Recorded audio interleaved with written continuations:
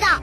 சந்தோஷத்துக்கு குடி, துக்கத்துக்கு குடி, பரீட்சையில பாஸ் ஆனாலும் குடி, ஃபெயில் ஆனாலும் குடி, பிறப்புக்கு குடி, இறப்புக்கு குடி, காது குத்துக்கு குடி, அப்புறம் கல்யாணத்துக்கு குடி. இப்படி எல்லாத்துக்கும் குடி. நாடு முழுசு சாராயும் கட்டு கடங்காம ஆறு போல ஓடுது. கஷ்டப்பட்டு சம்பாதிக்கிற பணத்தை பொண்டாட்டி பிள்ளைங்களுக்கு கொடுக்காம கவர்மெண்ட் நடத்துற ஒயின் ஷாப்க்கு கொடுக்கறாங்க. சாராயத்தை குடிக்கிறவன் அவன் மட்டும் தள்ளால, அவன் குடும்பமே தள்ளாடுது. குடும்ப தலைவனை சாராயத்தை குடிக்க வச்சு கொண்டுட்டு விதவியான அந்த வயசுக்கு பென்ஷன் தருது இந்த அரசு.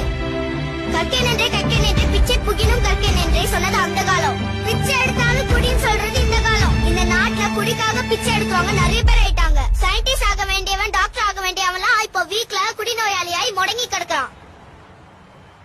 வாங்க நம்ம எல்லாரும் ஒன்னா சேர்ந்து போராடலாம்.